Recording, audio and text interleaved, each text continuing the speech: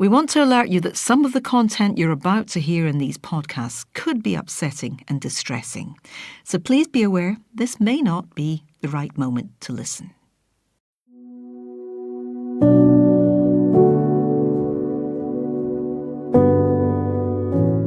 Given recent news, it was most appropriate that we dedicated one edition of Child Protection Committee Scotland's series of themed podcasts to grooming. And that's because grooming, particularly the variety which is perpetrated by gangs of men on young victims, has been back in the news recently. The flurry of renewed attention came about because of some provocative and deeply accusatory comments posted on X by tech billionaire Elon Musk about how the UK handled, or didn't handle, grooming gang cases. But in case you didn't know, grooming is a crime which is not only committed by gangs. Many children are groomed by individuals operating online and in person. In fact, according to research released by the NSPCC in November last year, online grooming crimes against children in the UK have increased by a staggering 89% in just 6 years. To help us understand what we can do better to protect our children from this form of sophisticated child abuse, we were joined by two special guests. I began by asking them to introduce themselves. Thanks very much, Claire. My name's Daljeet Dagon, and I spent many years working with Barnardo's, the children's charity, in relation to child sexual abuse, but I am currently an independent trainer and consultant with the Centre of Expertise for Child Sexual Abuse, which is based down south. Brilliant. Thank you, Daljeet. And you are, sir? Lovely to be with you today. My name is Stuart Allardyce. I'm a social worker by training. Have worked in the child sexual abuse field for about the last 25 years. I'm the director of the child protection charity Lucy Faithful Foundation Scotland. And I'm also chair of NOTA, which is the membership association for those who work with sex offenders. Thank you for explaining all that to us. Now, I guess we start at the very beginning here because we're talking about grooming. Right, I'm going to get you both to give me your definition of grooming. Daljeet. So just to keep it very simple, grooming for me is when someone, because it doesn't have to be an adult, it can also be another child or young person. So when someone builds an emotional connection with a child to gain their trust for the purposes of abuse and exploitation. And for you, Stuart? It's a really good question because I think there's lots of confusion about what grooming is, and I think sometimes people kind of mix up grooming and abuse. You see that particularly in the media at the moment. Give me an explanation of that, just so that we're very, very clear what we're talking about. So here. The definition I would work with, and there is no statutory definition, let's be very clear about this, and there's even a lack of consensus amongst kind of research, but I think generally what we're talking about is potential perpetrators getting the trust of a child or the people around a child to be able to facilitate abuse and then to prevent disclosure from the child. So basically do something and then they're not going to say anything about it. They're never going to report it. That's the way it is. As Daljeet says, it's the stuff about the relationship building that happens before abuse takes place. Which can be pretty sophisticated, and we'll maybe get into that and how widespread it is. But that brings me on to my second question. Sorry, Claire, see just on that though, I suppose what I would want to also add to what Stuart said is that it's a premeditated act. Right. Do you know what I mean? So this is not something that happens ad hoc. So in terms of the actual perpetrator, they've got an end in sight, and that end is usually, but not always, but usually to abuse and exploit a child or an adult. But it's a premeditated act. It's not something that just happens. Right. I want to ask you, maybe we'll go into the gender thing as well a bit later on, but how big a problem is grooming in the larger term in Scotland at the moment? I mean, again, I think just as Stuart said, there's no definition of grooming. Do you think, and I'll come to you in a minute, Stuart, do you think we are now more aware of it as a problem and we will be likely to notice it more? Or is that an area that we're going to have to explore how we... I think we've always been aware. I think we've always been able to notice. I think the bit that we need to shift is people understanding that it's their role to then tell somebody. So it's not just about noticing, but it's also passing those concerns on to the relevant people. so that children can get the best support and protection at the time that they need it. Stuart, I think you said you've been in the biz for about 25 years. That's a long time to look back. Do you think the scale of the problem has always been big?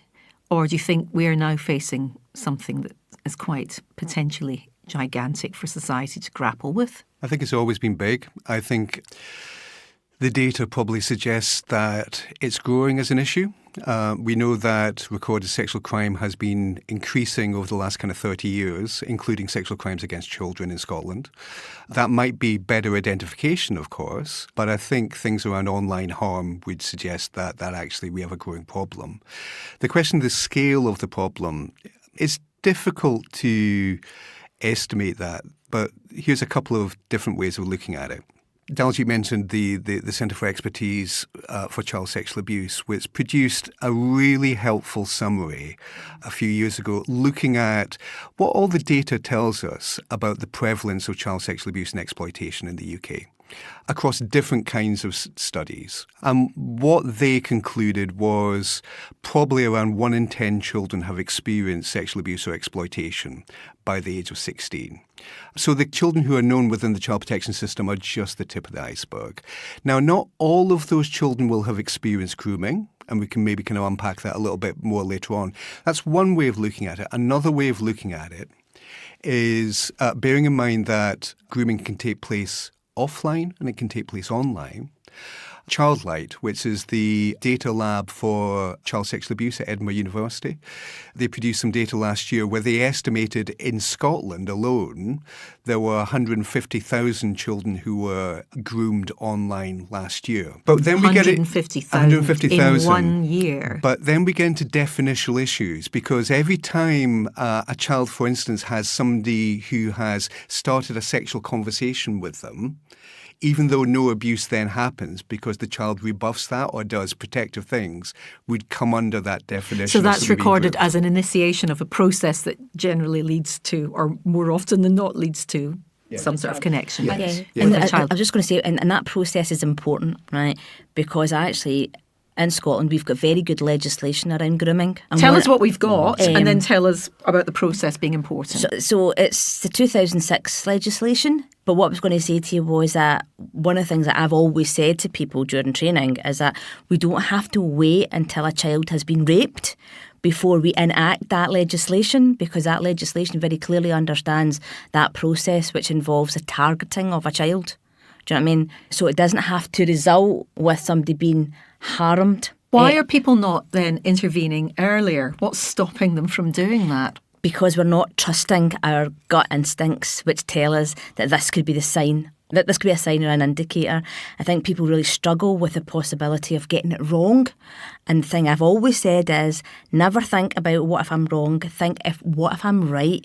It's better to make a mistake and hold your hands up than to actually notice something and think, I wonder if this could be, and choose not to do something about it. This is something that's come up in the other podcasts as well. But there's that phrase again, gut feeling. That's not scientific. That's a visceral thing.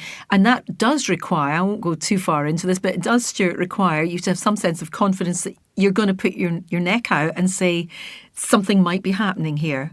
And will it be reported? Don't know. The complexities are that certainly contact sexual abuse will typically take place in a relational way.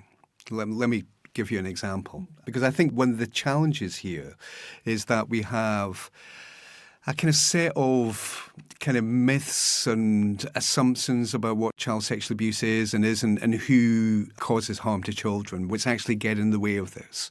I have a colleague who attended some of the hearings of the Royal Commission in Australia. And there was some abuse being talked about that had been perpetrated in a Jesuit community. Much of that abuse took place perpetrated by one individual in plain sight, often by people around them. Other Jesuits within the community were asked, you've told us that you walked into a room and you saw this priest with a 9-year-old child on his knee, and there was no explanation about why a 9-year-old child should have been in the room with him. Why didn't you do anything about that?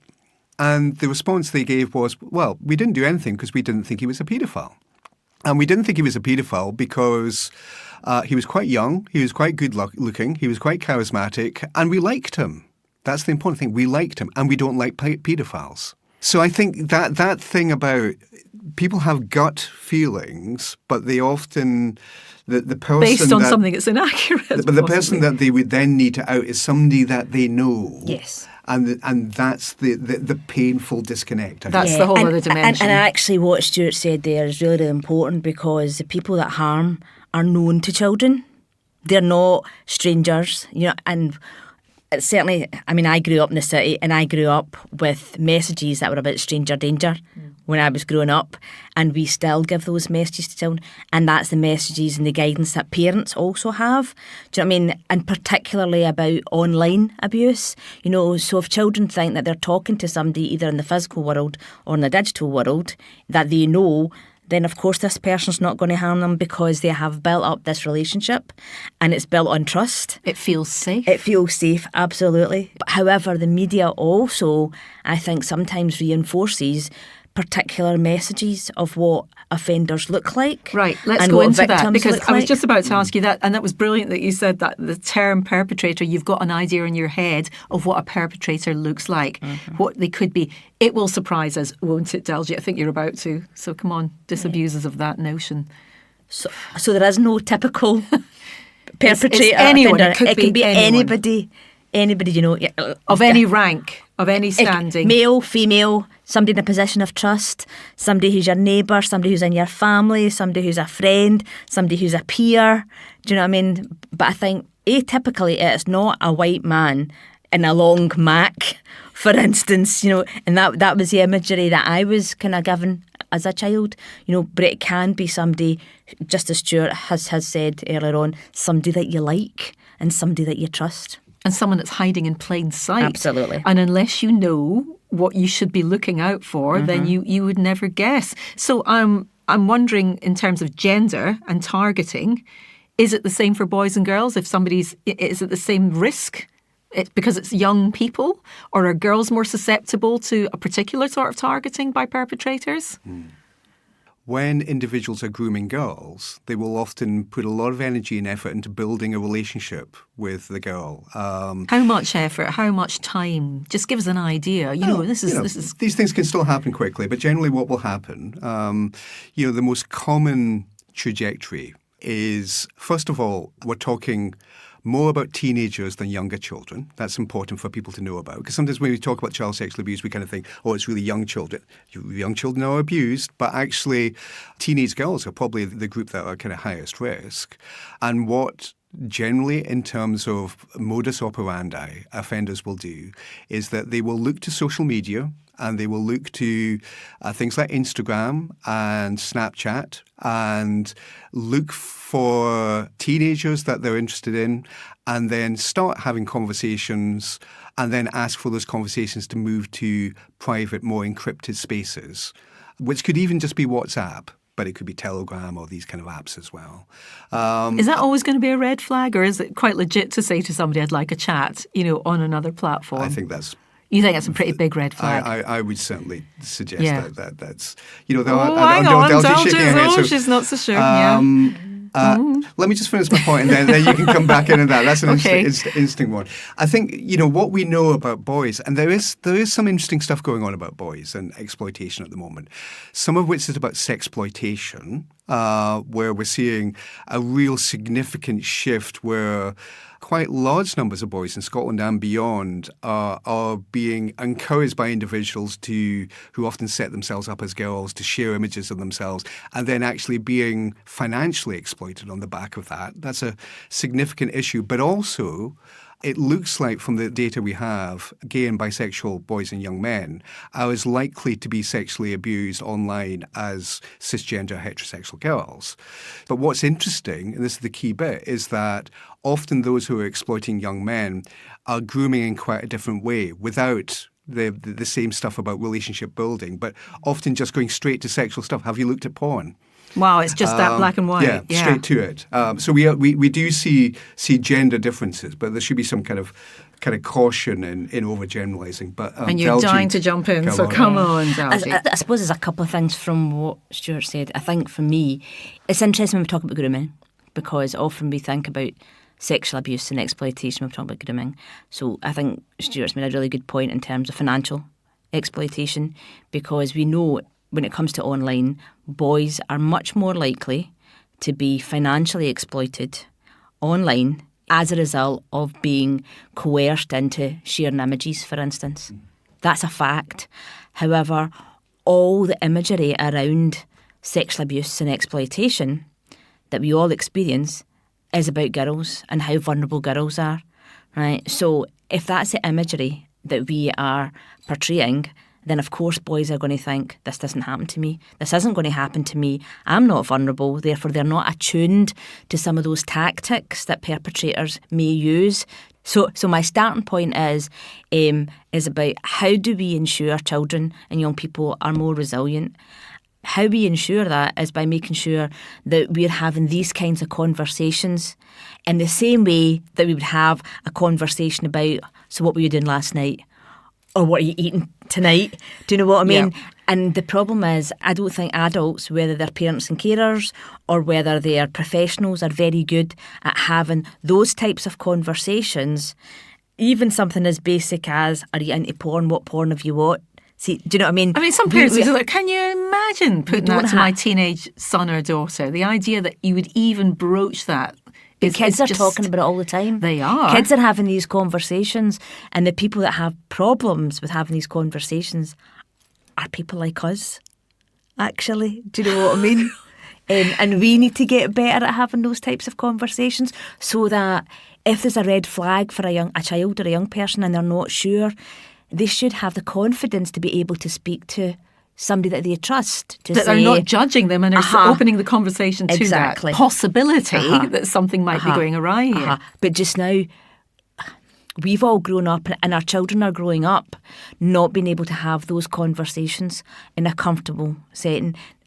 When I was growing up, most of my conversations, most of my exploration was done with my peers, right? And they knew less than what I knew, right? Now children are grown up and they're Googling everything. That's how they get their information. So if someone's opening up a conversation with them online, then of course it's going to become a two-way dialogue. So if someone's saying, why don't we have this conversation in a private space in a different platform, it's not going to be a red flag. Necessarily. We're getting into that really important kind of conversation about what parents need to know, and also what child protection professionals need to be able to tell parents and cascade to parents. And I'm hearing two different things from two experts here, so I'm already thinking, gosh, which way do we go? So what do we do? How do we proceed with this then? Children in Scotland did some research a few years ago where they asked quite a big cohort of young people, where do they get sexual information and knowledge about, and where do they want to get sexual information or knowledge from? Right at the bottom of the list about where they wanted to get information from was their mum, and then right at the bottom of the pile, their dad. Mm-hmm. Right at the bottom. Right at the bottom. So your reaction about actually how the hell do parents kind of start these conversations, I think is really difficult. But I think there are some things that parents can think about. One of which is that, opening up the conversation without a context is probably not going to be that helpful. And quite weird, probably. Yes, exactly. It just feels clunky and unhelpful, and will just put children on guard. But, when things come up on TV, with things that are in the news, things that people are talking about, those are the hooks, the handles that people can hang those conversations on. And that there are some websites that can kind of give you some ideas around conversational gambits. But I think, thinking about not directing the conversation being about what the child does themselves, but about their peers. That thing saying to your 14-year-old child, I hear the stuff in the news that kids are sharing these sexual images of themselves all the time in schools. Have you got pals who have done that? Is that something that happens in your school? Not asking them directly about it, and then thinking about the kind of key messaging that children need to hear, which is, at the end of the day, if there is anything that concerns them, making sure that they know that they can go and speak to a safe adult. Maybe not their parents, but it could be their parents, but it could be other people in all of that. And one last message, I think. So some of the work that we've done in Lucy Faithfull Foundation Scotland, working with young people themselves and looking at what the barriers are for young people reaching out for help. Young people with respect to online behaviour will often say, I won't go and speak to an adult because I'm really worried the adults will take away my electronic devices. That's a huge risk, isn't it? They don't want that to happen. Yeah. So And then they're isolated. So being able to say to a child, look, our priority as adults is your safety. And if you come to us with a problem, you can have our guarantee that we'll do everything we can to keep you online. It might not be possible, but actually that's what we want to do. It's not punitive to you. Yes. It's absolutely fascinating. I do want to talk about next how perpetrators go about identifying and grooming their victims. But I was also thinking about the gender thing there. Societally, I think we're generally assuming it's a guy that's doing a lot of this. That's not right, is it, Daljeet? No, I think it's always been a particular bugbearer of mine that we have a stereotypical view of who the perpetrators are and who the victims are. And actually, in reality, the perpetrator can be anybody, and similarly in terms of a victim. However, I think we feel more comfortable accepting that it's a man, because I think we often have very different views of how women should behave in terms of being nurturing. Do you know what I mean? So how could a woman harm? And also, if a woman's harming, surely she must be being coerced herself. Now, in some cases, that will be the case. In other cases, that won't be the case. And again, talking about, what we were earlier on about boys in particular, I mean, like, certainly a number of the boys that I've worked with over the years who were groomed were actually groomed online by women, where they were talking about the things that the boy was interested in, whether it was football or whether it was online gaming. Seemingly innocuous stuff. So having a kind of shared interest and tapping into that shared interest and using that as the hook to actually, coerce and manipulate that child. So in terms of, vulnerability, at the end of the day, children are vulnerable by dint of being a child. But it's also about there are some particular vulnerabilities. So research does tell us that there's actually 3 groups of children who are more vulnerable than anybody else. And those 3 groups are children with a disability, whether it's children with a physical or learning disability. It's children who've already been sexually abused as children, whether they've shared that information or whether anyone's bothered to ask is another matter. And the third group of children are children who have become disconnected from family and have had to be looked after by the state. So those 3 groups, in terms of research, are definitely the most vulnerable. However, from practice wisdom, what I would also tell you that is that children who are also vulnerable are those children who go missing. So either running to or running away from. And that behaviour in itself should tell us something in terms of this child doesn't feel safe, in terms of where they are. And also children who've suffered some kind of bereavement or significant loss in their life are also vulnerable. And that last piece of information came specifically from research down south in relation to gangs and gang exploitation. So that's where some of that information's coming from. You want to add something to that, Stuart? Everything Daljeet has said is correct. The data would also say more girls than boys are abused, although there may be issues around underreporting and all of that. I mentioned the stuff around, LGBT plus who are more at risk. Mental health issues is often kind of featured as a risk factor, both offline and online. But also, there's some key stuff that Daljeet is saying, that particularly those children and young people who are estranged from protective adults in their life. I mean, that's really what those who are grooming online and offline are looking for. Yep, definitely. And that estrangement doesn't have to be a physical estrangement as well, because actually if you think about supervision, the kind of supervision of children, now when we think about online, that seems dead easy because often children are interacting using a device that's held in their hand most often than not.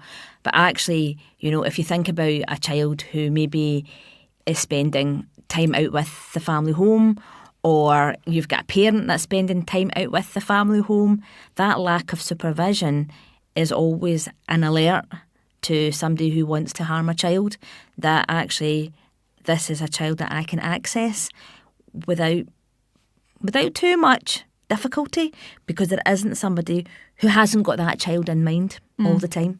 They're under radar. And of course the act of grooming, going back to the subject we're talking about, is often the explicit thing that is done by the perpetrator or potential perpetrator to isolate the child even more. Yep. So, that conversation that the abusive adult will have saying, yeah, well, of course your mum doesn't listen to you. So it's pretty manipulative. Yes, they know what absolutely. they're doing. Yeah. They know what the form of words is and the right things to hit. And we also need to understand that people who groom don't just groom children. They also groom the people around the child. Right. This is really important because you can sucker a lot of people and people don't have any idea they're being had. We've heard this from other podcasts. You can have people around them that have no clue as to what that person is actually like. How on earth, again, are there any red flags for that if we're talking about just generally in society thinking, we should be looking out beyond what radiates out from where that child is at the core?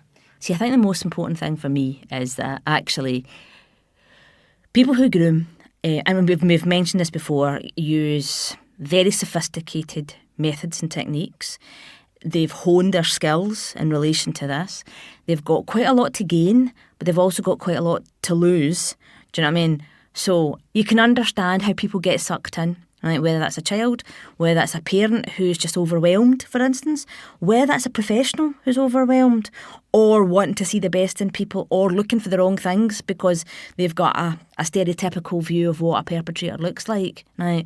But what we need to focus our attention on is who grooms and why they groom and what their motivations are, because actually, if we're going to make a difference, we also need to think about who is grooming, and also how we can disrupt that behaviour, as well as how we can prevent it from happening in the first place. So where's the starting point for all that? Because that all makes absolute sense, but you might just be thinking, you'd be so suspicious of everyone that comes into contact with a child. Yes, and I think there is a danger that we begin to kind of shift into a high level of surveillance society and all of this. But I think there is a kind of reasonable middle ground here. I think one of the issues here is that quite understandably, a lot of what we know about child sexual abuse comes from the media, mainstream media, social media, which often report the most abject and terrible cases you can imagine. And we've had quite a few of those recently. And of course, the media should be covering those cases, but it means that we end up having this kind of mental template of what a sex offender is, that it's somebody who's a serial, paedophilically orientated offender.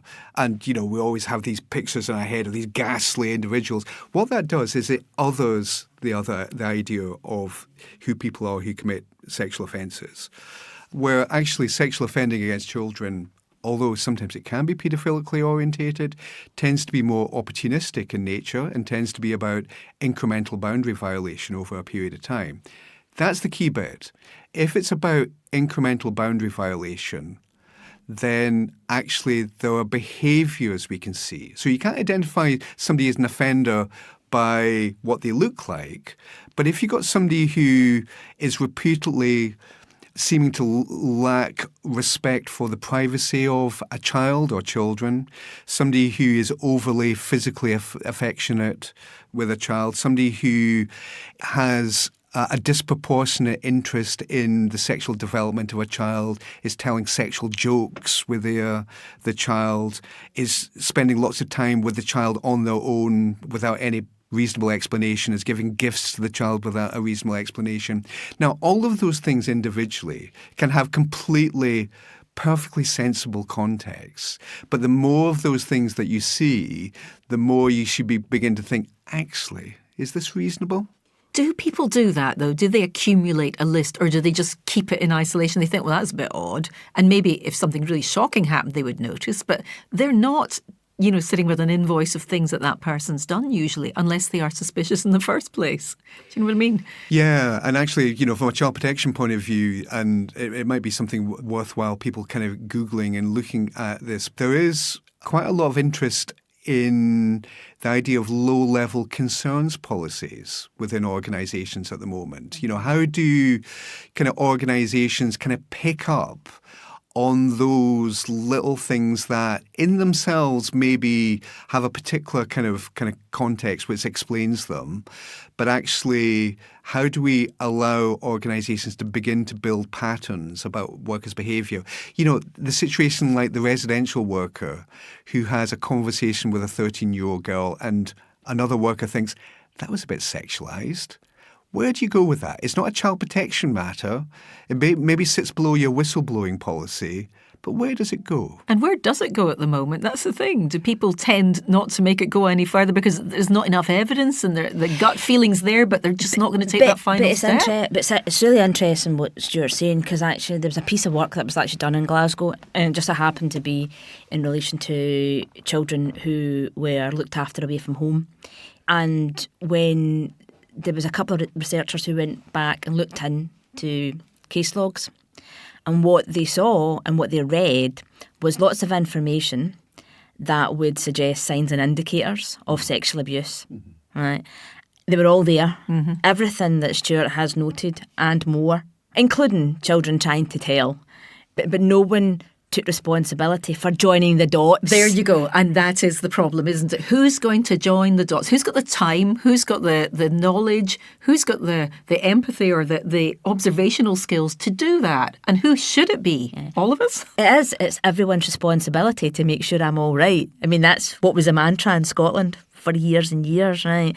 And if you ask children about what makes a difference, what they will tell you is someone noticed and asked me. Because there's an opportunity then to open up about other things. But if you're not asked, and again, this is something that's come up in the other podcasts. And that's why it's really important for us to know what the signs and indicators are. And those signs and indicators are all the things and more that Stuart's just listed there. So essentially, if there's anything that makes you think, I'm not sure about that, I'm not sure how that person looked at her or looked at him or the way they spoke or the fact that they're taking them out in their own time or whatever it is, there needs to be an opportunity for that person to be able to share with somebody else and for something else to happen with that information. Are we being naive or are we being woefully in denial about what we think might be happening and neglectful? Is that what's happening? That it's too painful for us to go there? If you look at it very simply, right, child sexual abuse is a child protection issue. And we need to ask ourselves, how many of these issues are being raised in a child protection arena in Scotland today? Well, what's the answer to that? I think our child protection statistics will tell you that. Which means? Very few children are registered under the category of child sexual abuse. Something's going wrong then. Mm-hmm. And that's because we're looking for evidence all the time, rather than thinking that actually on the balance of probabilities, in terms of based on the information that I know or that I've observed or witnessed, I wonder if something else could be happening for this child, and to be able to have that conversation with another professional, whether it's in your own arena, as in your workplace, or whether it's another professional who knows that child. But you've got to be so careful as a professional and as a civilian that you're not just bandying about, I think that person's a bit dodgy. So again, it's that thing of crossing the boundary to say, no, I'd rather get it wrong, but do something than sit quietly thinking, don't think we've got enough evidence for that. What's your take on it? I think where I've got to in my career is I don't think the solution is going to be the child protection system.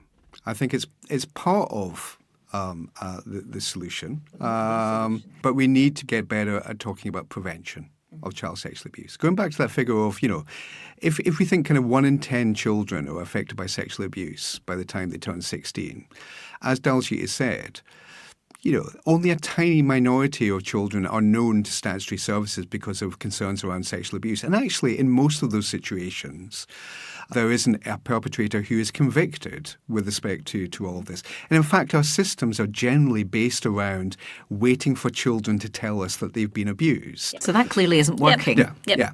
But there are things that we can do. And, the kind of things that we can do, just to kind of talk about our work at Lucy Faithfull Foundation for a moment, but we run the Stop It Now helpline. Stop It Now helpline last year, funded by the Home Office, covers the whole of the UK. We had 18,000 calls last year from around 8,000 individuals. And around a third of those calls are from people who want to be protective in a particular situation and want to use a confidential and anonymous space. So those kind of situations where a mum phones us up and says, look, my uncle is playing with my 3-year-old daughter in a way that makes me feel really uncomfortable. But I've got nothing to go to police or social work about, and I don't think anything's happened yet.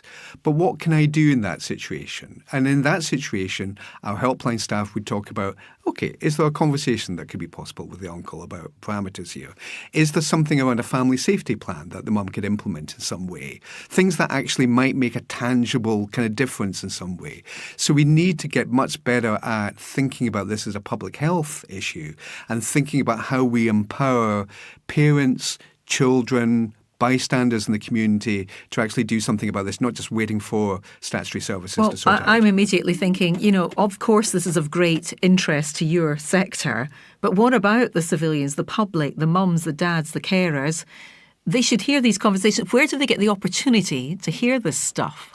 Apart from this podcast, I'm just thinking, where is this conversation taking place that we need to change the way we're looking at protecting children? Mm-hmm. On what public forum is this happening? It's interesting because Stuart and I have had many conversations about how we should see child sexual abuse as a public health issue, and therefore our response should be such. And obviously child protection is at the extreme end of that spectrum. But I think it's also about us having a clear understanding of the conversations that we have with members of the public, but also children, in terms of what they can expect, in terms of what is safe touch, what is a healthy relationship and a consensual and respectful relationship. When we were talking earlier on about vulnerabilities, we often find that children who've grown up in an environment where domestic abuse, has been a kind of factor. Children can have quite a skewed understanding of what is a respectful relationship. So I do think it's about having those conversations about, what I feel comfortable with. And what I feel comfortable with isn't necessarily what Stuart might feel comfortable with. So it's about being able to open up those conversations about what people can expect from one another, but also what's okay and what's not okay. If we're better versed about having those conversations, maybe having an idea of what the bottom line is that you can expect for any decent relationship with somebody to be, and spelling that out. And I don't know how you do that apart from just educate and talk about it more. Well, exactly. Educate and talk about it more. I mean, just to kind of build on what Daljeet's saying. So we've got some research, a few different research studies now that have interviewed adult sex offenders.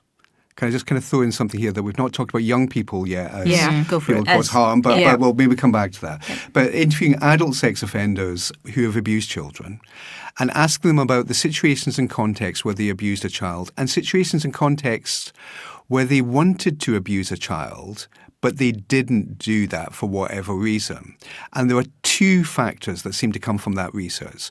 One is offenders saying, the reason I didn't actually fulfill what I wanted to do was the child said no, victim resistance, which is back to Daljeet's point about we need to get the building blocks in there at an early age about children knowing what is okay. Parameters. And things like, the NSPCC Pantosaurus and things like that can be brilliant with that, these kind of things. And the other factor was those adult offenders saying, actually, the reason I didn't do anything was there was a risk of adults seeing what I was doing or knowing what I was doing. So it's back to that thing about actually building a relationship with the child, but actually realizing that adults are onto that in some way and are starting to ask some questions about the appropriateness of that. Yeah. So it's not rocket science. You were talking about young people. You wanted to make the point about that then. It's a complex area, but we do need to recognize that probably around a third of sexual abuse, maybe more, is perpetrated by children and young people under the age of 18 themselves. And indeed, the last data that we have from England and Wales about recorded sexual crime would suggest that actually half of sexual offences against children. Taking what form? Various forms. Online Everything. and offline abuse within families, particularly things like sibling abuse, but also abuse within schools, peer and peer, abuse within kind of gangs and communities, a whole range of different kinds of things. Now, grooming does happen in that space. And indeed, the mental picture that we have of online offenders, we often think of, the older middle-aged man in a room. Actually, the data would suggest the age profile of those involved with online solicitation is much younger than that. Mm-hmm. It's also worthwhile kind of bearing in mind that sometimes young people's harmful sexual behaviour and abusive behaviour doesn't involve grooming in the same way, or contact, and can be much more direct. And probably just to complicate it a little bit more, I think there's an overlap with complicated stuff around adolescent dating behaviour. Mm-hmm.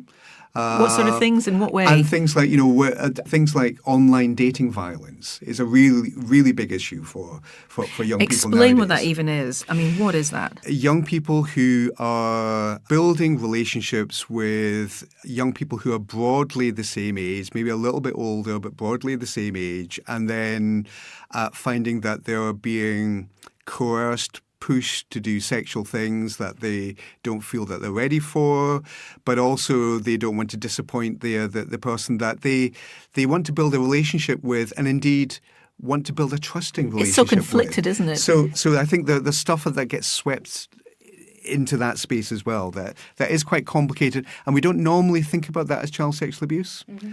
But why do you think that is? Well, Daljeet, have you got a theory? I was going to go back to when you asked the question, what is that? So when you think about dating apps and websites, you think of Tinder, you think of Grindr, right? We have those equivalents for children and young people, right?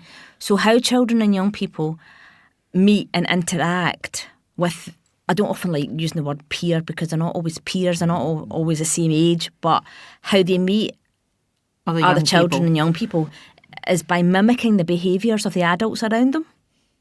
Because if you think about how adults now meet other adults to either have a friendship with or a sexual relationship with, is through a dating website. So hold on, there are dating websites for young children, people? Yes.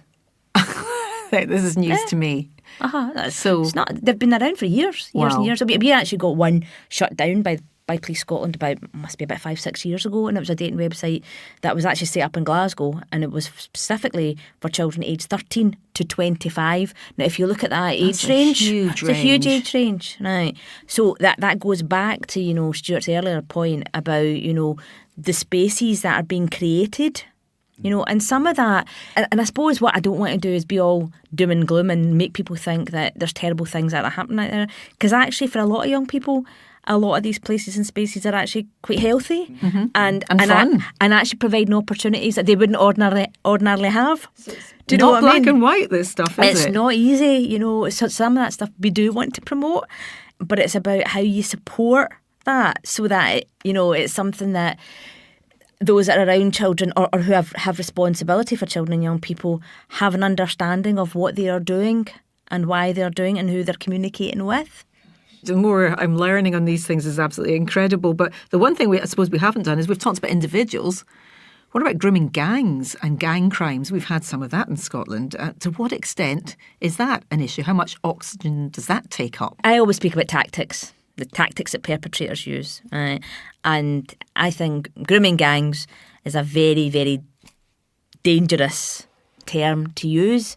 And the reason I say that is when I first became aware of grooming gangs, it was when the British National Party were actually handing out leaflets in Wales around grooming gangs and about protecting children from these Muslim grooming gangs, and that was built on a lot of the high profile cases that you hear about in England. But we never hear about cases that took place in Torbay, for instance, in Torquay, which were actually young people who were aged 20, 21, who had groomed, and it just happened to be girls in a local residential care establishment. We hear about the stereotypes that the media wants to reinforce and portray, but in terms of Do you think maybe they're just not tactics. aware this is happening, or do you think it's willfully either ignoring it or making it less prevalent? This is a conscious thing you think that's happening in the media? Without getting too political. No, but just I think, how does it feel? Well, as somebody who's not white and has grown up in this city and has done a lot of work around this area, there's a political view in this country around immigration, which was in the back of Brexit, but also in terms of who's deserving, who's undeserving, who's causing harm, who's not causing harm. And I actually remember doing a piece of work many years ago. We did a joint piece of work with organisations in the Netherlands. And I'm talking about 12, 13 years ago. It was in the area of child sexual exploitation. And what they were doing back then was, as well as working with, and it was primarily girls who were being identified. It doesn't mean that it was just girls that were being abused, but it was girls that were being identified. They had a model which we would refer to as a boyfriend-girlfriend model, but they referred to it as the lover boy. And they had a lover boy project where they tried to understand who the young men were, because as Stuart was saying earlier, it's not older, isolated, vulnerable men. It can be somebody who's quite attractive, charismatic, but it was young men who were befriending girls, but it was young men who were foreign nationals. English wasn't their first language. Their access to education and training was limited. Therefore, their ability to earn and to earn an honest crust was limited. So actually what this project did was they worked with those men to try to make sure that they were better informed about what they were doing and the impact that was having on those girls, and actually trying to look at how they could help them have better opportunities in terms of access to education and training and employment, which I thought was a really helpful way to look at a particular form of exploitation, a particular tactic. That's quite imaginative though, isn't it? But it was, and not and the creative. norm. And this was 12, 13 years ago. Wow. Do you know what I mean? But that's not happening, is it, much? Is it because of, well, it's politics. There's a lot of politics going on. I'm not around even this. sure if it's still happening in the Netherlands, to be honest. But again, it's about having a much broader understanding of what motivates people. Do you know what I mean? Just as Stuart had said, you know, what adult sex offenders have said in terms of why they stop, or why they didn't follow through with something, is often because the child said no, or because they think there's a risk of them being found out, because that's probably the single biggest factor that prevents somebody from harming, if they think they're going to get caught. And that's why having processes and procedures and guidance and implementing those processes actually makes a difference. Because I remember someone telling me a story a long time ago about how they knew of this person who was involved in sport, and this person went from club to club to club, right? But again, it's joining the dots. And seeing he the was, and pattern. he was able to harm, but actually there was a gap in his behaviour and his sexual offending, and that gap I thought was because he was maybe caught and went to prison, but actually that gap was because he went to a club where people spoke about the issue, they had policies in place, they had processes, parents knew who to raise concerns with, children knew who to raise concerns with, coaches were talking about it. Do you know what I mean? So it wasn't conducive to so any that sort of person grooming. thought, actually, if I explore any of this, Yeah. people are going to talk. Interesting. And that's why there was a gap. Cool. So- I was thinking it was prison. I was thinking he's That's what definitely I got away thought. somewhere. But Yeah. actually, no, it was It makes a lot of because sense. I mean, just on the kind of current kind of media focus on kind of grooming gangs. I mean, a few different kind of connected thoughts. I mean, one is there has been a big focus on the subject in the media, but not much of a focus on, you know, the protection of children and all of this, not much of a kind of focus on the needs of victims and survivors. It's been about what the government hasn't done or what Yeah. agencies haven't been So able it does to do. feel like Elon Musk comment. a very politically orientated kind of discourse, as Daljeet said, and a discourse that has been unhelpfully kind of racialised in various ways. As Daljeet said, you know, we're actually kind of broadcasting, you know, in the week where a gang has been prosecuted in Glasgow, but it's a white gang. So, you know, I think we need to be very cautious there. But the last thing, which Daljeet didn't touch on, but I also think that the focus on grooming gangs kind of takes us into a particular unhelpful space. We need to address that issue.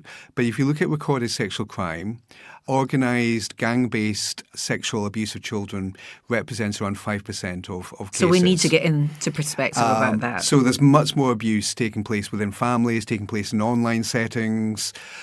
So, if we put all our resources around this big, hot issue, then we're not. My worry is that we're losing that thing about the 1 in 10 children who are probably affected by it. I actually think you're spot on, Stuart, spot on, because actually if we have a particular focus on a particular tactic that's used You're to missing coerce, it. You're missing manipulate, 95% but of it. also on who the victims are and what they look like, we're missing lots of opportunities to identify other perpetrators and other forms of perpetration. Do you think we're getting as well as better other at saying victims. that and saying, because it did happen with all the comments that were made recently in the media, and then people were kicking back and saying, you're forgetting the victims in all this. This is becoming a political football. Mm-hmm. So maybe we are getting a bit more aware that we're missing the point here. And to be honest, I suppose, just as Professor Alexis J has said, we can have as many inquiries as we want, and we've had them in Scotland as well, but we need to implement the recommendations. So that's it. Rather than move on to the next inquiry. Can we look at solutions? Because we're coming to the end of our time, and I want to go out on a slightly high note that what can we do to make this better? Solutions. Is statutory reporting the answer? Stuart, and then Daljeet. Daljeet's head's just go down. Stuart, what do you think? Well, so this is mandatory reporting, and it's one of the 20 recommendations that comes from the ICSA report in England and Wales. And there's quite a lot of interest in that subject at the moment. Alexis J was speaking in the Scottish Parliament just a few weeks ago on that particular subject. The quick answer is yes. I think that mandatory reporting potentially could make things better in some situations, but we need to be cautious about how it's implemented and who it applies to. There are dangers that we create systems which make it more difficult for children to come forward rather than less difficult. So we need to be kind of cautious there.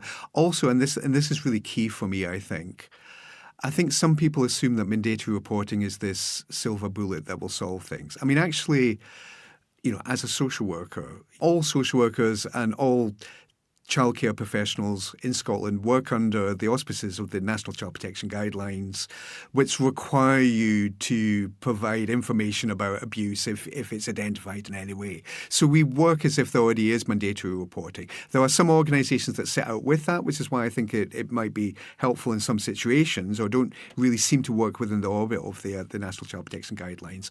But I think unless we connect it to some of the other recommendations in ICSA about, for instance, a national public health orientated education campaign about what parents and members of the public need to know about child sexual abuse and what they can do about it, that we have some kind of governance body that goes in and inspects every organisation that has a responsibility in relation to safeguarding.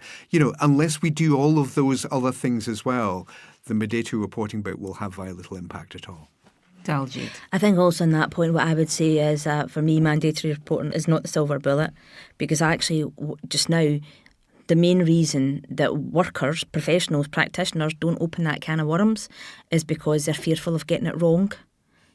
Practitioner confidence is low, so actually what we need to do is spend our time helping raise awareness, and that's awareness right across the board.